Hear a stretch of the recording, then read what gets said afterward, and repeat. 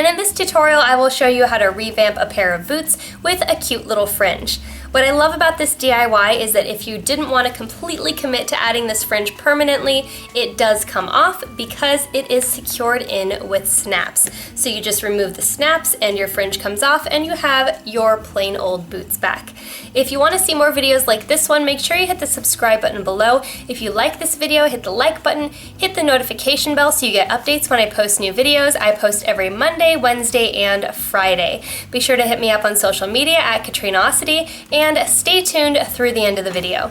For this project, you'll need some plain black boots, 2-inch fringe, some solid heavy-duty ribbon, scissors, needle and thread, snaps, and E6000. Begin by measuring your fringe around the top of your boot.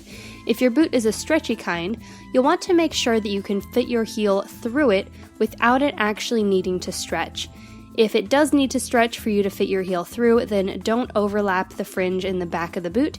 But if you can fit your heel through, then measure your fringe so that it overlaps a little bit. Then use your piece of fringe to measure a second piece of fringe and carefully cut it to that same measurement.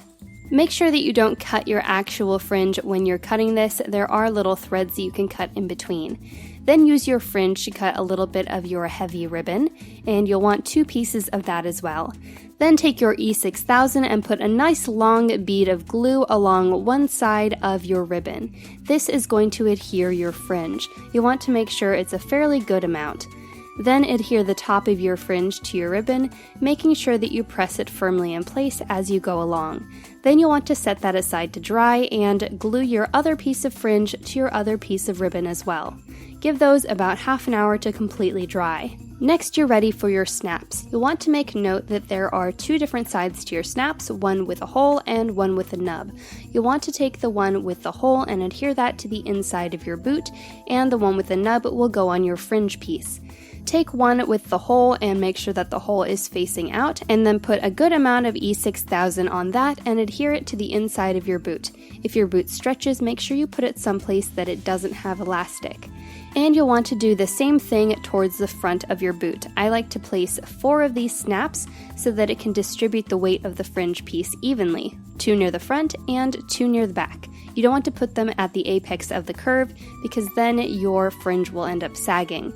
You'll want to do the same thing for both boots and then set them aside to dry. If you're only going to use glue for these pieces, you'll want to let them dry for about 12 hours. If you don't want to just use glue, which I highly recommend, stitch them in place using your needle and thread.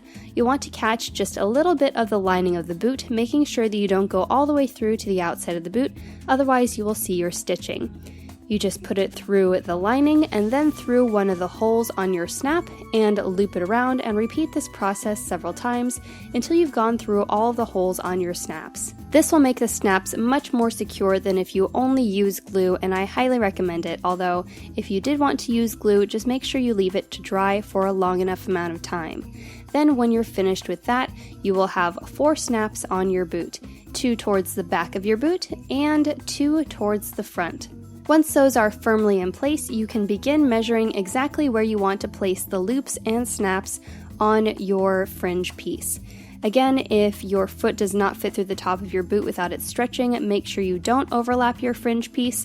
Just leave the back with a little bit of gap and leave it open and free from fringe. If you can fit your foot through, then I recommend that you overlap your fringe piece in the back just to make it a little bit more sturdy and secure.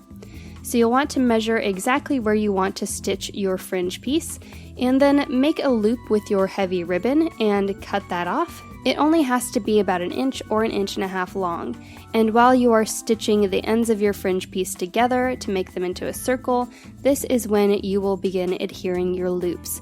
You'll want to attach them to the inside, so the ribbon is going to be against the ribbon and not the fringe, and then stitch it in place. I only used 6 or 7 stitches on each of these loops. It's fairly straightforward. You just want to make sure that you're putting it on the correct side of your fringe piece and not placing it over the outside of your fringe. Once you've stitched that loop on, position your fringe piece on the outside of your boot and fold the loop over to the inside, making sure that the outside of the fringe is flush and level with the top of the boot. Then you'll know exactly where you need to stitch the inside of your snap-on to the inside of your loop. You'll do the exact same thing, making sure that you're sewing it onto the correct side of the loop carefully before you take it off the boot and begin stitching. It's very straightforward. You only need to do about 4 or 5 stitches for this piece and then just cut off the thread. And once it's securely on there, you can place it back on the boot and double check that you stitched it into the right place. Then you'll repeat this step with the 3 other snaps for each boot, and you will have a total of 4 of these tabs and 4 snaps for each of your boots. What I love about this is that you could conceivably do several different types of fringe or glitter pieces to put onto your boots, and then use them interchangeably if you didn't want to just have black fringe on your boots. You could do a whole bunch of different colors of fringe, you could do ribbon, you could do lace, anything that catches your eye. Once you're done with all of your stitching, you can remove the bottom portion of the fringe to free it up and let it flow. I like to leave it secure like this while I'm stitching so that it doesn't get in the way, but once you're done with everything, you can just rip off that bottom piece, and that is your finished boot. Thanks for watching. If you enjoyed this project and want to see more DIYs like this one, hit the like button below. It really helps me out if you like my videos and comment on them. Make sure you're subscribed to my channel, hit the subscribe button and the notification bell right next to it. I post every Monday, Wednesday, and Friday, and be sure to hit me up on social media at Katrinaosity.